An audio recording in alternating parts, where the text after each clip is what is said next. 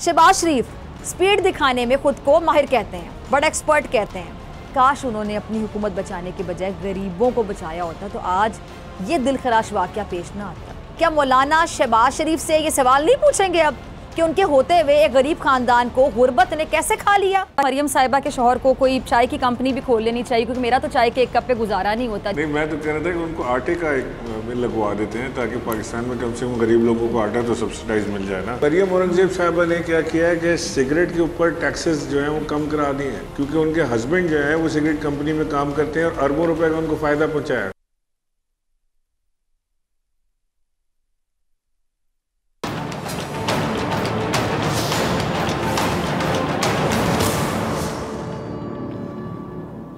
अस्सलाम वालेकुम, प्रोग्राम में खुश आमदीद। आज बात होगी 13 अगस्त को लाहौर में बड़ा सियासी मेला। इमरान खान ने अवाम को दावत दे दी, रास्ता रोका तो तहरीक गली कूचों में दाखिल हो जाएगी। इमरान खान ने मुत्तहिदा हुकूमत को खबरदार कर दिया, आइंदा की हिकमत अमली का तयन लाहौर जलसे में होगा। महंगाई का ना रुकने वाला सिलसिला, महंगाई और बढ़ती गुर्बत, फैसलाबाद के खानदान की जिंदगी कैसे निकल गई, शहबाज शरीफ की बढ़ती काबीना। नाज़रीन, इमरान खान इस वक्त अवाम की आखिरी उम्मीद और अवाम अपने कप्तान से बड़ी बड़ी उम्मीदें बांधे हुए हैं। क्यों? क्योंकि मौजूदा जो सियासी माहौल है इंतहाई घुटन ज़्यादा हो चुका है। और जब से बैरूनी कुव्वतों के आलाकारों ने मुल्क में रजीम चेंज किया, मुल्क में एक जमहूरी हुकूमत का तख्ता उल्टा, बैरूनी कुव्वतों की कठपुतली बनने वालों ने ज़बरदस्ती अपनी हुकूमत बनाई, लेकिन इनके पास मुल्क चलाने की कोई प्लानिंग नहीं थी, मनसूबाबंदी नहीं थी। इसलिए जैसे ही मुत्तहिदा हुकूमत वजूद में आई, उसके बाद से महंगाई और बेरोज़गारी ने अवाम की कमर तोड़ कर रख दी। अच्छा, इमरान खान ने जो हेल्थ कार्ड समेत दीगर सहूलतें अवाम को दी थी वो बंद कर दी गई और अवाम मुत्तहिदा हुकूमत की गलत पॉलिसीज़ की वजह से बदहाल होते चले गए। और वैसे भी अब वक्त और हालात ने ये साबित कर दिया, ये बता दिया कि इमरान खान ही इस मुल्क की आखिरी उम्मीद हैं। इमरान खान सिर्फ़ और सिर्फ वही सियासत करते हैं जो मुल्क की मुफाद और अवाम की भलाई के लिए हो। और इमरान खान ये समझते हैं कि इस वक्त मुल्क और अवाम दोनों की भलाई इसी में है कि फ़ौरी नए इलेक्शन करवाए जाएँ। अच्छा, इमरान खान ये सब इक़्तिदार हासिल करने के लिए नहीं कर रहे। इमरान खान ने अपना इक़्तिदार बचाना होता तो वो कभी भी अमेरिका की आंखों में आंखें डालकर एब्सोल्युटली नॉट नहीं कहते। इसलिए इमरान खान को इक़्तिदार की फ़िक्र नहीं है, वो सिर्फ अवाम के हकूक़ की फ़िक्र करते हैं। और यही बात उन्हें दीगर तमाम जो लीडर्स हैं उन पर बरतरी दिलाती है। अब इमरान खान अवाम के हकूक़ की जंग लड़ रहे हैं और नए इलेक्शन के लिए जो एक राह है उसको हमवार भी करना चाहते हैं। इसके लिए इमरान खान उन्होंने अपनी तहरीक को शुरू किया हुआ है और अब वो 13 अगस्त को लाहौर में आलीशान जलसे की तैयारियां कर रहे हैं, जहां आइंदा की जो उनका लाहेअमल होगा अपनी कौम के सामने रखेंगे। इसलिए इमरान खान आवाम को जलसे की दावत दे रहे हैं। अच्छा, आज इमरान खान ने बोल न्यूज़ के सीनियर एंकर पर्सन और सहाफ़ी समी इब्राहिम को इंटरव्यू दिया और इंटरव्यू में उन्होंने अपने ऊपर होने वाली मुमकिना तौर पर किरदार कुशी की साजिश और नए इलेक्शन से मुतालिक अपनी तहरीक के हवाले से अपनी राय का इजहार किया और हुकूमत को ख़बरदार भी किया। ज़रा देखिए। ये तो सुना आपने, खान साहब कहते हैं कि ज़िमनी इलेक्शन में हमारी जीत ने हुकूमत पर खौफ तारी किया और 25 मई को किया गया जुल्म कभी नहीं भूलूंगा। जिन्होंने 25 मई को जुल्म किया उन्हें सज़ा मिलेगी। मेरी किरदार कुशी की कोशिश साजिश है। रजीम चेंज वाले नहीं चाहते कि खुद मुख्तार हुकूमत आए। तमाम मसाइल का हल साफ़ और शफाफ इलेक्शन में ही है। साजिश करने वालों को डर है कि हम क्लीन स्वीप कर लेंगे, हमारी पार्टी को तोड़ने की साजिश की जा रही है। अच्छा, इमरान खान बार बार एक बात कर रहे हैं, वो क्या कि अब उनकी किरदार कुशी का अमल भी शुरू कर दिया जाएगा। अब अगर देखा जाए तो नून लीग किरदार कुशी करने की मास्टरमाइंड रही है। नून लीग ने बेनज़ीर शहीद की जिस तरह से किरदार कुशी की वो बदतरीन मिसाल है। नून लीग ने खातून का ख्याल नहीं किया और ये किरदार कुशी करने के लिए किसी भी हद तक गिर सकते हैं। ये दूसरों की पगड़ियाँ खूब उछालना जानते हैं। इसीलिए इमरान खान भी अपना जहन तैयार रखे हुए हैं कि आने वाले वक्तों में शहबाज हुकूमत उनके किरदार पर उंगलियां उठाएगी। और वैसे भी शहबाज हुकूमत ने इमरान खान और उनकी जमात के ख़िलाफ़ हर तरह का प्रोपेगेंडा करके देख लिया, लेकिन बात नहीं बनी। इसलिए इमरान खान की साख को मुतासर करने के लिए हुकूमत हर हद से गुजरना चाहती है। अच्छा, इमरान खान ने रजीम चेंज और जल्द इलेक्शन से मुतालिक अपनी तहरीक से मुतालिक बात करते हुए ये भी कहा कि हम दूसरों की खारिजा पॉलिसी की खातिर अपना मुल्क कुर्बान नहीं कर सकते। हमारे रास्ते बंद किए गए तो गली कूचों में तहरीक को लेकर जाएंगे। मैं किसी सूरत इन चोरों को कबूल नहीं करूँगा। सिर्फ इलेक्शन के ऐलान के बाद मुज़ाकरात करने के लिए तैयार हूँगा। यानी इमरान खान सिर्फ और सिर्फ इस वक्त अवाम को मुत्तहिदा हुकूमत के साये से दूर ले जाना चाहते हैं। अच्छा, आज असद कैसर उन्होंने कहा कि जी इमरान खान की आज़ादी की तहरीक मुल्क के कोने कोने में फैलती चली जा रही है। ज़रा उनका क्लिप देखिएगा। जी, तो सुना आपने असद कैसर को। मुल्क में बहरान है, मुल्क में शदीद नौयत का मुआशी और सियासी बहरान है, लेकिन मौजूदा हुकूमत अपनी ढिठाई की सारी हदें पार करती चली जा रही है। और वैसे भी शहबाज शरीफ अक़लियत में होने के बावजूद मुल्क के ज़बरदस्ती के वज़ीर आज़म बने हुए हैं, जो साजिश के तहत इक़्तिदार पर काबिज़ हुए। लेकिन शहबाज शरीफ जिस स्पीड के साथ मुल्क को तबाही की तरफ लेकर जा रहे हैं, ऐसे में नए इलेक्शन का होना नागुज़ीर है और तहरीक इंसाफ अपनी तहरीक इसी सिलसिले में चला रही है। अच्छा, अब शहबाज हुकूमत ने एक और मिनी बजट लाने की तैयारी कर ली है। डॉलर का रेट गिर जाने पर शादियाने बजाने वाले अवाम का मजीद खून निकालने के लिए मिनी बजट, ये जो मिनी बजट नामी आप अजाब कह लें, इसको मुसल्लत करने की तैयारी कर रहे हैं। और मीडिया रिपोर्ट्स के मुताबिक हुकूमत ने 4 शोबों पर मजीद 40 अरब रुपए टैक्स बोझ डालने के लिए मिनी बजट पर काम शुरू कर दिया है। अच्छा, हुकूमत ने कराची पर बड़ी बिजली गिरा भी दी और कराची के अवाम के लिए जो बुरी खबर इस तरह की जी, नेपरा ने के इलेक्ट्रिक के जून के माहाना फ्यूल चार्जेस जो एडजस्टमेंट है उसकी मद में 11 रुपये 10 पैसे फ़ी यूनिट इजाफे की मंजूरी दे दी है। अब ये इतनी बेहिस हुकूमत है, बेहिसी है ना, ये बेहिसी की हद है, जो गरीब का सोचने की बजाय, यानी गरीब के बारे में नहीं सोच रही, अपनी हुकूमत को बचाने की इन लोगों को पड़ी हुई है और अपनी हुकूमत बचाने के लिए हर तरीका, हर हरबा इस्तेमाल कर रहे हैं। ये कितने बेहिस लोग हैं ये। लेकिन यहाँ जो गरीब है वो गुर्बत से तंग आकर, अब ये अफसोसनाक खबर है कि गुर्बत से तंग आकर जो गरीब है, आप सोचें कि कितना वो तंग आ गया कि उसने ज़िंदगी को छोड़कर मौत को गले लगा लिया। यानी खुदकुशियाँ करने लगे हैं लोग, गुर्बत से तंग आके, नहीं पूरी पड़ी, नहीं वो कमा पा रहे, नहीं बच्चों के लिए रोटी का बंदोबस्त कर पा रहे, मकानों के किराए नहीं दे पा रहे हैं और लोग मौत को गले लगा रहे हैं। ये हालात हैं यहाँ पे, इनको अपनी हुकूमत बचाने की पड़ी हुई है। अब ये अफसोसनाक वाक़या आपको पता है फैसलाबाद में जो पेश आया है, जिसने मुझे झंझोड़ कर रख दिया और यकीनी तौर पर आपकी भी ये कैफियत होगी, लेकिन हुकूमत के कानों पर जून तक नहीं रेंगी। और जुल्म की इंतहा देखें कि गुर्बत और बेरोज़गारी के हाथों मजबूर ये बाप, इस बाप ने पहले अपनी 2 बेटियों का गला काट कर उनकी जान ली। यानी एक बाप ने खुद 2 बेटियों का गला काटा, उनकी जान ली और फिर खुद भी फंदे पर झूल गया। क्यों? ज़रा सोचिए, क्या होंगे उसके आखिरी लम्हात जब उसने ये फ़ैसला लिया होगा, कैसे किया होगा? क्योंकि वो रोज़ रोज़ अपनी फूल जैसी नन्ही बेटियों को भूख से मरते नहीं देख सकता था। फैसलाबाद का राना अतीकुर रहमान काफ़ी अरसे से बेरोज़गार भी था और अहलिया के इंतकाल के बाद ज़ाहिर बात है उसकी मुश्किलात मज़ीद बढ़ गई। जिस किराए के मकान में वो रहता था उसका 1.5 लाख किराया भी उसके सर पे चढ़ गया और हर तरफ से ज़ाहिर बात है वो मायूस हो गया। और उस बेबस बाप ने अपने हाथों से अपनी 2 बेटियों के गले काट दिए, फिर अपनी ज़िंदगी ख़त्म कर ली। मतलब क्या होंगे वो आखिरी लम्हात जब उसने फ़ैसला किया होगा और जब सब कुछ कर रहा था, क्या हालत होगी उसकी, ज़हनी, जज्बाती, आप अंदाज़ा लगा सकते हैं। अतीकुर रहमान ने अपने दुखों की जो कहानी है वो एक ख़त में बयान की है। अच्छा, इस लाचार बाप ने जो ख़त लिखा है वो पढ़ते ही आपकी यकीनी तौर पे रूह कांप जाती है। वो कह रहे हैं कि मैं अतीकुर रहमान, मैंने अपनी बेटियों को छुरी से ज़बह कर दिया और ऊपर से मोहम्मद उस्मान का जो किराया है 1,46,000 रुपये देना है। उन्होंने बहुत तंग किया है। मैं 15 साल से इस मकान में किराए पर रह रहा हूँ। बेगम की वफ़ात के बाद नौकरी ना होने की वजह से बहुत परेशान हूँ और रहने के लिए कोई जगह नहीं है।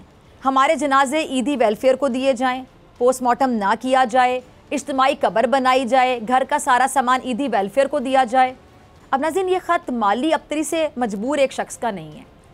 ज़रूरतों के जो पहाड़ हैं उस तले दबे उन गरीब तबकात की लफ्ज़ी तस्वीर भी है जो ज़िंदगी पर मौत को तरजीह देने पे मजबूर हो जाते हैं। शहबाज शरीफ स्पीड दिखाने में ख़ुद को माहिर कहते हैं, बड़ा एक्सपर्ट कहते हैं। काश उन्होंने अपनी हुकूमत बचाने के बजाय गरीबों को बचाया होता तो आज ये दिलखराश वाक़या पेश ना आता। कहाँ है वो मौलाना फजलुर रहमान जो कभी मज़हब के नाम पर, कभी सियासत के नाम पर सिर्फ लोगों के जज्बात से खिलवाड़ करना जानते हैं? क्या मौलाना शहबाज शरीफ से ये सवाल नहीं पूछेंगे अब कि उनके होते हुए एक गरीब ख़ानदान को गुर्बत ने कैसे खा लिया? नहीं, वो क्यों पूछेंगे? वो सिर्फ कुर्सी के शौकीन हैं। उन्हें कुर्सी दे दी जाए तो फिर उन्हें कुछ नज़र नहीं आता। लेकिन इस खून का जवाब मौलाना साहब से भी होगा, ये सवाल होगा, क्योंकि इस वक्त वो भी हुकूमत में हैं। MKM से भी पूछा जाएगा, दूसरी तमाम हुकूमती इत्तेहादी जमातों से भी पूछा जाएगा ये सवाल। और शहबाज हुकूमत का दीन ईमान इस वक्त हुकूमत है और अपनी अपनी इनको पड़ी हुई है, हुकूमत बचाने की पड़ी हुई है। गरीब खुदकुशियाँ करें, किसी के घर रोटी नहीं बनती ना बने, महंगाई में लोग पिसते चले जा रहे हैं, इनको कोई फ़र्क नहीं पड़ता, इनको कोई सरोकार नहीं है, इनको सिर्फ अपनी हुकूमत बचानी है। सारा फोकस इनका वहीं पर है, सारी तवज्जो सारा ध्यान वहीं पर है। इन लोगों ने 2000 रुपये वो जो इमदाद का ऐलान आपको याद है कैसे बड़े तकब्बुर के साथ बड़े गुरूर भरे अंदाज से किया था, वो भी सबको भूला नहीं है। मरियम औरंगज़ेब अब मीडिया पर आकर ये जुर्रत करके बताएंगी कि उनकी नाअहली और बेहिसी की वजह से फैसलाबाद का ख़ानदान कैसे बर्बाद हो गया। कि सिर्फ इमरान खान पे तनकीद करना चाहते ताकि सियासी पॉइंट स्कोरिंग कर सकें। ज़रा सुनिएगा। जी सुना आपने मरियम औरंगज़ेब को। ममनुआ फंडिंग, फॉरेन फंडिंग केस, इनकी बात यहाँ से ही शुरू होती है और यहाँ पर ख़त्म हो जाती है। इनको अपनी पार्टी की आला क़यादत की जानिब से फीड करके भेजा जाता है कि आज इमरान खान के ख़िलाफ़ ये इल्ज़ाम लगाना है, आज अब ये इल्ज़ाम लगा देना, आज अब ये कह देना। इन्होंने गुर्बत मिटाने की बजाय सिर्फ गरीब मिटाने पर फोकस किया हुआ है और अपनी हुकूमत बचाने पर फोकस किया हुआ है। शहबाज हुकूमत को ये समझ नहीं आ रही कि वो ऐसी सियासत कर रही है जिससे इसका मजाक बन रहा है, इसकी क्लास लग, जैसे कि फयाजुल हसन चौहान साहब नून लीग की खूब क्लास लगा रहे हैं। ज़रा देखिएगा जी, इसी को कहते हैं ना क्लास लगाना, किसी की सही तरीके से क्लास लेना। जो चौहान साहब ले रहे थे इनकी क्लास। अच्छा, फवाद चौधरी साहब इनकी करप्शन को एक्सपोज कर रहे हैं अपने मखसूस अंदाज में। आपका भी क्लिप चलाइएगा। अपने फवाद चौधरी को कह रहे हैं कि जी शहबाज शरीफ पर 24 अरब रुपए की मनी लॉन्ड्रिंग का ओपन एंड शट केस है। नवाज शरीफ इसलिए नाअहल हुए कि उन पर बेशुमार इल्ज़ाम थे। और क्या कह रहे हैं चौधरी साहब के जी, सऊदी अरब वाक़ये में जिन लोगों को सज़ा हुई उनमें 2 नून लीग के लोग हैं। ये दुनिया में जहाँ गए वहाँ चोर चोर के नारे लगे। अब फवाद चौधरी भी एक ही मुतालबा कर रहे हैं और वो ये कि मुल्क के मसाइल का एक ही हल है, वाहिद हल है, वो है इलेक्शन। और उनकी बात बिल्कुल दुरुस्त है। अब पाकिस्तान में वही हुकूमत मानी जाएगी जिसको अवाम मुंतखब करेगी और कोई बैरूनी साजिश का खेल अब नहीं चलेगा, क्योंकि अब ऐसे नहीं चलेगा। मिलते हैं ब्रेक के बाद।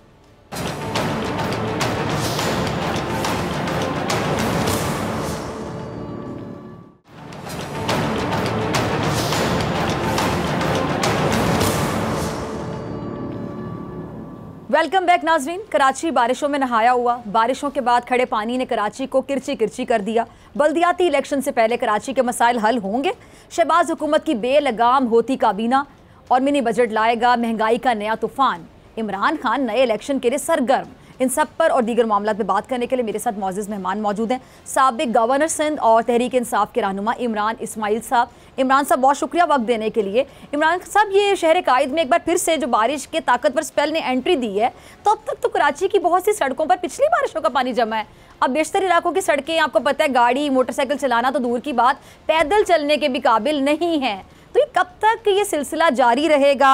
और ये जो बराने रहमत जब भी बरसता है बेचारे कराची वालों के लिए जहमत बन जाता है। ये बात तो सबको पता है ना कि जब बारिश होती है तो पानी आता है और जब ज़्यादा बारिश होती है तो ज़्यादा पानी आता है। तो इसमें परेशान होने की ज़रूरत नहीं है। मुझे तो लगता है ये है कि किसी भी दिन ये कहने वाले हैं कि बारिशें भी इमरान खान की दुआओं की वजह से हो रही हैं। उन्होंने ये यहाँ पे भेजा है ताकि हम पॉलिटिकली फंस जाएँ, क्योंकि हर चीज़ का इल्ज़ाम तो आखिर में इमरान खान के ऊपर आता है। सिंध हुकूमत 14 साल से ये वादे और दावे कर रही है कि जी हमने ये ठीक कर दिया और हमने वो ठीक कर दिया, फलाना निज़ाम ठीक हो गया और ड्रेनेज ठीक हो गया और सीवरेज ठीक हो गया। 35 अरब रुपया वफाकी हुकूमत ने लगा के 3 नालों के ऊपर से जो कब्ज़े थे वो खाली कराए हैं, लोगों को रीलोकेट किया है, उसके दोनों अतराफ़ में सड़कें बनाई हैं, उसके अंदर हमने बंद बनाए हैं ताकि वो नाले चलें। ये सब तो हमने कर दिया। उसकी सफाई करना तो हमारा काम नहीं। अब ये सफाई तक नहीं कर सके और नाले दोबारा चौक हो गए। और कराची के अंदर आप देखेंगे दोबारा वही हाल है कि जो कल जो बारिश हुई है, मेरा ख्याल है घंटा या 1.5 घंटा बारिश हुई होगी, उससे पूरा कराची फ्लडेड हो गया। आप कराची के स्लम्स तो छोड़ें, कराची के हाई एंड एरियाज़ जो हैं, KDA हुआ, गुलशन इकबाल हुआ, नॉर्थ नाजिबाद हुआ या डिफेंस क्लिफ्टन हुआ, ये सारे भी डूब गए थे।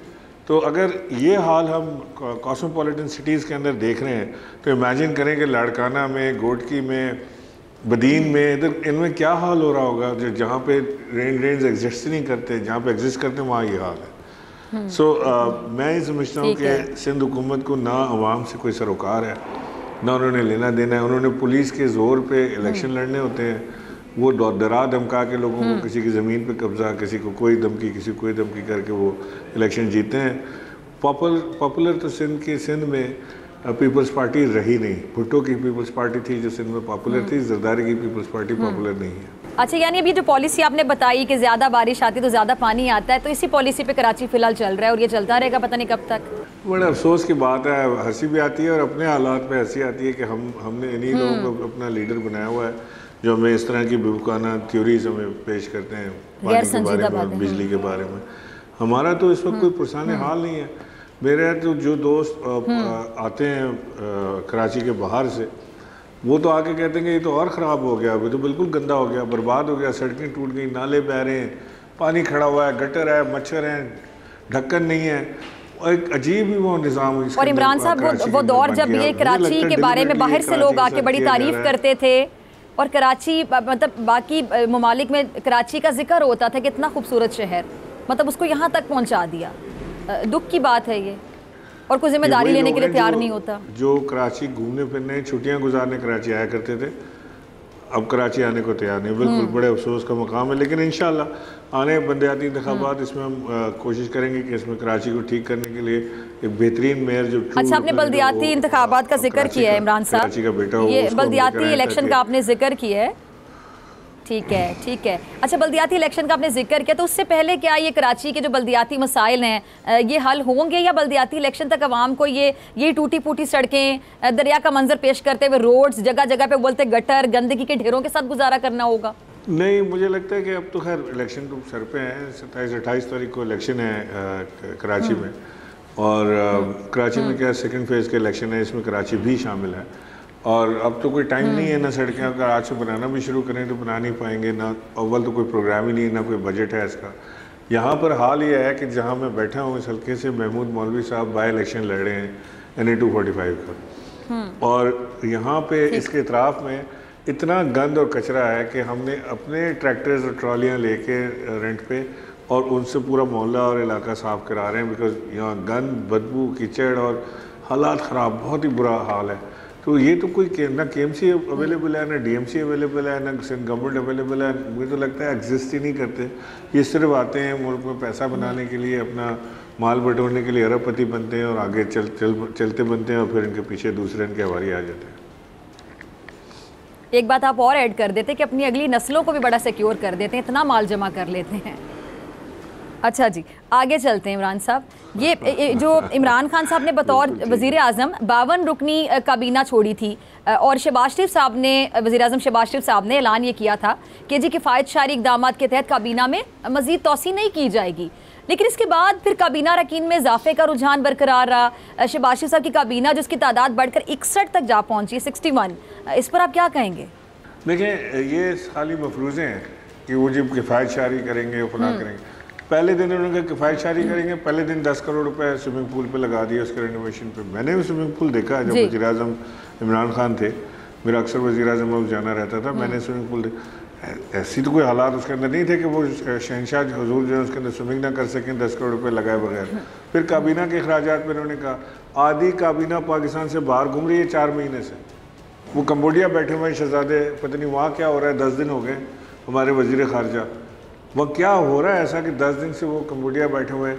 वो कभी फ्रांस चले जाते हैं, कभी जर्मनी चले जाते हैं, कभी स्विट्ज़रलैंड चले जाते हैं, उनके साथ एक इंटराज चल रहा है। क्या वो वज़ीर सेहत जो हैं वो अमेरिका कॉन्फ्रेंस में पहुंच गए हैं, वो भी एक इंटराज लेकर पहुंच गए हैं। सो किफ़ायत शारी तो कहीं से नज़र नहीं आ रही। मुझे तो वो टाइम याद है कि हम लोग अज़राए मजाक कहते थे कि जब से हुकूमत हमारी आई है, खान साहब ने ECL पे डाल दिया हमें। वो कहीं बाहर जाने ही नहीं देते थे अल्लाह का बंदा, अपने ज़ाती खराजात पे अपनी फैमिली के साथ कहते बाहर नहीं जाना, अभी हमने ये हुकूमत में आए हैं, हमने डिलीवर करना है, यहाँ पर बैठ के काम करो। और वुज़रा तक को खान साहब ने पाबंदी लगाई हुई थी कि दे विल नॉट ट्रैवल। और आप उनके लोगों को देख लें, या तो उन्होंने ट्रैवल किया ही बहुत कम है, 1 या 2 दफ़ा गए होंगे, कोई बहुत इंपॉर्टेंट चीज़ होगी, जैसे हमाद अज़हर को जाना पड़ता था IMF के पास, या वो ग्रे लिस्ट से पाकिस्तान को FATF की ग्रे लिस्ट से निकलवाने के लिए, उसके लिए तो वो तो चले एक एक्सेप्शन है। उसके अलावा तो खान साहब ने बिल्कुल एक डंडा ठोका हुआ था कि बिल्कुल कोई हुकूमती खराजात पर ट्रैवल नहीं करेगा। सो चीज़ें फ़र्क होती हैं, and they speak for themselves. आपको ज़रूरत नहीं होती बयानों पे लोगों के चलने की, आपको नज़र आता है कि हाँ ये he means it, he does not. आपने प्रैक्टिकली साबित करना होता है, बिल्कुल। हाँ, अमली इक़दामात अल्फाज से ज़्यादा मायने रखते हैं और नज़र आ रहे होते हैं। ठीक है, अच्छा इमरान साहब, ये आम इंतखाबात से पहले ही जो ममनुआ फंडिंग केस का मामला, शहबाज गिल की गिरफ्तारी, तहरीक इंसाफ को इस वक्त बहुत सी मुश्किलात दरपेश हैं। अभी तो इनको ये नहीं समझ आ रही कि ममनुआ फंडिंग में और फ़ॉरेन फंडिंग में फ़र्क क्या होता है, कि फ़ॉरेन फंडिंग क्या होती है, ममनुआ फंडिंग क्या होती है। इतना मिसगाइड किया जा रहा था टीवी पर आकर, खासतौर पर जो मुत्तहिदा हुकूमत में नून लीग के लोग हैं। अच्छा, क्या ये जानबूझकर हुकूमत की जानिब से तहरीक इंसाफ को इन मामलात में उलझाया जा रहा है ताकि आप लोग डिफोकस हों, आप लोग इलेक्शन की तैयारी, बहरहाल कितना डिले कर देंगे, आगे इलेक्शन में जाना है, आप लोग तैयारी ना कर सकें सही तरीके से। तो आपको क्या लगता है कि जो आने वाले आम इंतखाबात हैं उन पर ये जो मामलात हैं जहाँ जिनको ड्रैग किया जा रहा है, आप लोग के अटेंशन को डाइवर्ट किया जा रहा है, तो क्या वाकई असरअंदाज होंगे?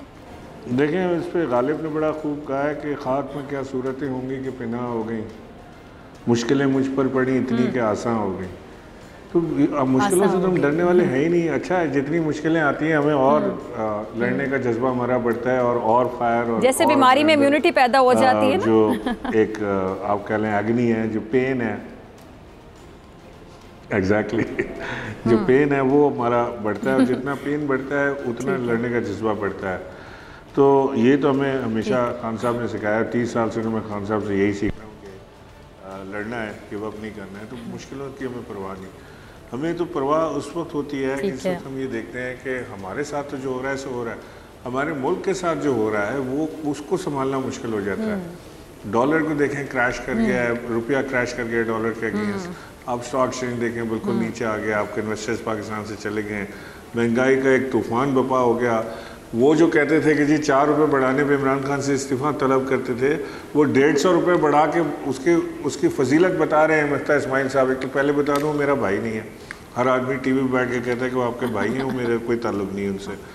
वो टीवी पे बैठ के फजीलत बता रहे होते हैं कि जी वो कितने फ़वाइद हैं और इसके कितने फजीलत है पेट्रोल के प्राइसेस बढ़ाने में, कितनी अच्छा, अगर आपके भाई होते वो फिर आप उनको समझाते कि ऐसी बातें ना किया करो, आप चाय ना पिए, मैं तब भी उससे लहदा हो जाता है। वो अगर जिस जमात के साथ खड़ा हुआ है ना, अगर मेरा भाई होता है तब भी मैं। अच्छा, आपके भाई भी होते अगर तो आप लहदा हो जाते। तो वो प्रॉब्लम ये है कि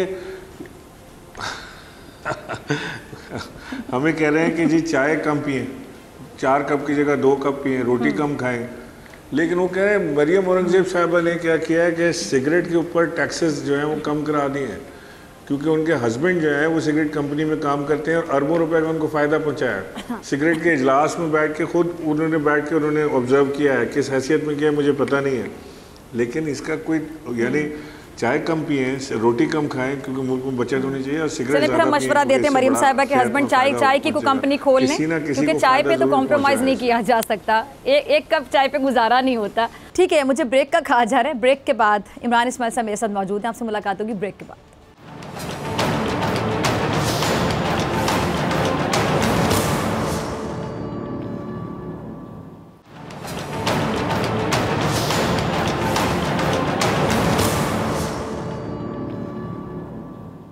वेलकम बैक। इमरान इस्माइल साहब मेरे साथ मौजूद है। अच्छा इमरान साहब, ब्रेक पे जाने से पहले आप आटे के हवाले से कोई बात कर रहे थे। अच्छा, मैंने तो कहा मरियम साहिबा के शौहर को कोई चाय की कंपनी भी खोल लेनी चाहिए, क्योंकि मेरा तो चाय के 1 कप पे गुजारा नहीं होता, जिस तरह हुकूमत मशवरे दे रही है। नहीं, मैं तो कह रहा था कि उनको आटे का एक मिल लगवा देते हैं, ताकि पाकिस्तान में कम से कम गरीब लोगों को आटा तो सब्सिडाइज मिल जाए ना, उनके वहाँ मिल लगने से कुछ शायद कोई बेहतरी आ जाए उसके अंदर। खैर, ये सारी बातें तो चलती रहेंगी, लेकिन कहने की बात यह है कि जिस तरह इस हुकूमत ने आँख बंद करके एक फ़ॉरेन एजेंडे के ऊपर काम किया है, और जो इन्होंने पाकिस्तान की तबाही फेरी है, वो जो भी आने वाली हुकूमत होगी वो ज़ाहिर है कि इमरान खान की हुकूमत होगी, उसको एक बड़ा टफ़ हालात का सामना करना पड़ेगा, जिसमें ख़जाना खाली, जिसके अंदर चोरों की वजह से मुल्क को जो कौमी ख़जाने को नुकसान पहुँचा वो, फिर हमारे जो एयर स्पेस का मामला है जो दोबारा उठ खड़ा हुआ है, वो जो हमारे अफगान बॉर्डर्स के मामला आते हैं, उसको ये बड़े एक मुश्किल दौर से वापस पाकिस्तान को गुजारना पड़ेगा, जिससे हम पाकिस्तान को निकाल चुके थे। हमें वहीं से कहानी दोबारा शुरू करनी पड़ेगी, शायद उससे भी पीछे थोड़ा सा जाके वो कहानी शुरू करनी पड़ेगी। सो हम उसके लिए भी ज़ाहिर तैयार हो रहे हैं, और हमारी हमेशा ख्वाहिश ये रही है कि हम अपनी कौम को सफ़र ना करने दें मुश्किल हालात से और उसको उससे बचा के निकालें, जो खान साहब कर भी रहे थे, स्टेयर आउट कर रहे थे पाकिस्तान को मुश्किलात से। ठीक है, लेकिन इजार मुल्क की अच्छा इमरान साहब, ये नून लीग के कायद जो नवाज शरीफ साहब ने वतन वापस आने के लिए लीगी क़यादत से जो मशवरा मांगा है, तो आपको लगता है कि मियाँ साहब वतन तशरीफ़ ले आएंगे? मेरी ख्वाहिश तो है बड़ी कि वो आएँ वतन वापस और आके अपने केसेस का भी सामना करें, क्योंकि वो झूठ बोलकर पाकिस्तान से बाहर गए थे। शहबाज शरीफ ने एक झूठा बयान हल्फी अदालत में जमा करवाया था और उन्होंने उस बयान हल्फी में ये लिखा था कि 4 महीने में भैया जान जो हैं वो इलाज करा के वापस आ जाएंगे। भैया जान ने नसीबी के वापस नहीं आए, कोई इलाज भी नहीं कराया। वो कभी पिज़्ज़ा पार्लर में, कभी वो किसी बर्गर बुटीक में, कभी कहाँ, कभी घड़ियों की दुकान पे नज़र आते हैं। यही उनका इलाज मुझे लगता है कि है। और ठीक है, आ जाएंगे तो ज़रूर आएँ, कल के आते आज आ जाएँ। इमरान खान की पॉपुलैरिटी है, इमरान खान की जो इस वक्त पीक है, उसको कोई फ़र्क नहीं पड़ेगा, जो मर्ज़ी है कर लें। और नवाज शरीफ साहब जिस नीयत और जिस इंटेंशन के साथ आ रहे हैं, वो सब जानते हैं कि वो इस वक्त क्यों इतनी हिम्मत और जुर्रत पकड़े आने की, क्योंकि वो तो पिछले 2 साल से उनको जुर्रत ही नहीं हुई पाकिस्तान की तरफ आने की। और ये मुझे याद आता है वो जो कायद तहरीक नहीं हुआ करते थे MKM के, वो भी इसी तरह मशावरत करते थे। 14 साल लंदन में बैठे रहे, वहाँ से मशवरा करते थे, मैं आ जाऊँ, सब कहते थे नहीं भाई आप नहीं आए, फिर भाई नहीं आते थे। तो वो मुझे लगता है कि उसी तरह की मशावरत इनकी भी, इंस्पायर्ड तो हैं ये उनसे। ठीक है। अच्छा, अब ये जो 13 अगस्त को जलसा होना है PTI का लाहौर में, मेरे शहर लाहौर में आप लोग आ रहे हैं जलसा करने के लिए, क्या तवक्कुआत हैं, क्या बड़े बड़े ऐलानात हम एक्सपेक्ट करें, और जो हुकूमत को नए इलेक्शन के लिए कोई टाइम फ्रेम भी देने जा रहे हैं आप लोग? देखिए, एक तो नंबर 1 तो ये कि ये इसको जलसे से ज़्यादा ये 14 अगस्त की सेलिब्रेशन है और हम पाकिस्तान जिंदाबाद के उन्वान से इसको करेंगे इंशाअल्लाह। और इसमें बहुत बड़ी तादाद आवाम की आनी है और इमरान खान साहब कल खुद लाहौर तशरीफ ले जाएंगे और सारी क़यादत वहाँ लाहौर में होगी और इस जलसे की ऑर्गेनाइजेशन को भी देखेंगे। मुझे तो कोई डाउट नहीं है कि पूरा लाहौर निकल के आएगा। जिस तरह से लाहौर ने वोट दिया है खान साहब को, तो मुझे कोई शक नहीं है कि उसमें कोई उनकी जो पॉपुलैरिटी है या उनका जो ग्राफ है, उसको देखते हुए मैं आपसे कह सकता हूँ कि स्टेडियम छोटा पड़ेगा, इस जगह कम पड़ेगी। शायद हमें मीनार पाकिस्तान के ऊपर करना चाहिए था ये जलसा। दूसरा ये कि खान साहब क्या ऐलान करेंगे, ये तो कल खान साहब ही बता सकेंगे, क्योंकि जो इम्पोर्टेंट इस तरह के ऐलान होते हैं वो खान साहब अपने दिल के साथ लगा के रखते हैं और फिर वो आवाम से पहले अपनी पार्टी को भी डिस्क्लोज नहीं करते, वो अपनी आवाम को बताते हैं, उनको कॉन्फिडेंस में लेते हैं, उसके बाद उसके ऊपर डिस्कशन, यानी वो आवाम के लिए सरप्राइज होता है। लेकिन मुझे उम्मीद है कि खान साहब कल कोई इम्पोर्टेंट ऐलान करने वाले, हमारे लिए भी सरप्राइज होता है, इम्पोर्टेंट ऐलान करने वाला, आप लोगों के लिए भी सरप्राइज होता है। ठीक है। अच्छा इमरान साहब, ये जो इमरान खान साहब ने ये भी कहा है कि हमारे रास्ते अगर बंद किए गए तो गली कूचों में तहरीक को लेकर जाएंगे, अगर हुकूमत ने कोई रुकावट खड़ी की तो फिर आप लोग आगे क्या करने जाएंगे? नहीं, ये हुकूमत में अब तपड़ नहीं है इनके अंदर रुकावट खड़ी करने का। ये मौके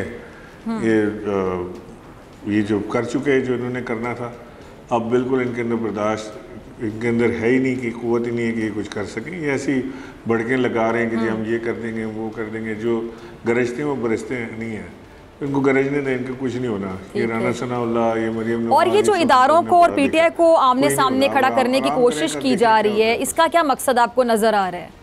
अच्छा, इसके मैं आपको एक मिसाल देता हूँ।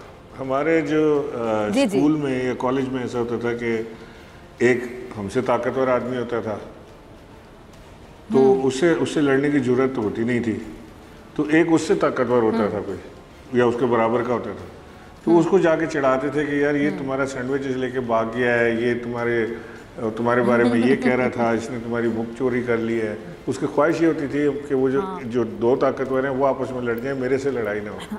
बिल्कुल यही हाल ये हुकूमत इस वक्त कर रही है कि वो उसकी अपनी तो जरूरत और हिम्मत है नहीं PTI से लड़ने की, तो वो लगा रहे हैं खान साहब को अदारों के आगे कि जी इदारों आप इससे लड़ लें, वो आप उनसे लड़ लें, निमट लें, फिर हम देख लेंगे क्या होता है। तो ये चालाकी इनकी चलेगी नहीं, क्योंकि हम पाकिस्तान तहरीक इंसाफ, हमने हमेशा इदारों की इज़्ज़त की है, हमने हमेशा शहदा को खराज तहसीन पेश किया है, जो हमारे मुल्क के मुहाफ़िज़ हैं उनके हम साथ खड़े हुए हैं, हमने कभी ऐसी बात नहीं की।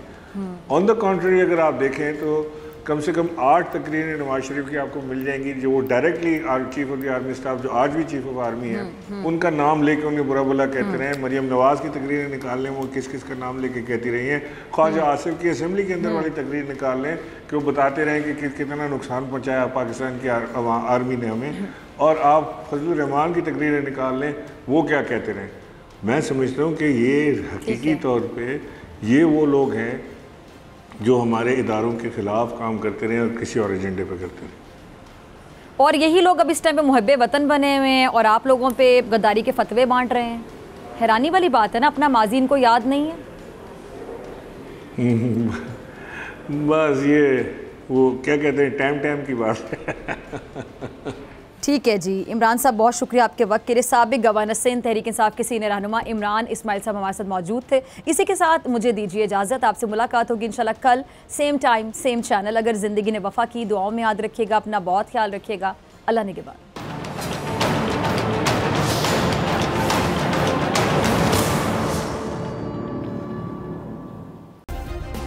सब्सक्राइब करें और बेल दबाएं ताकि कोई खबर रह न जाए।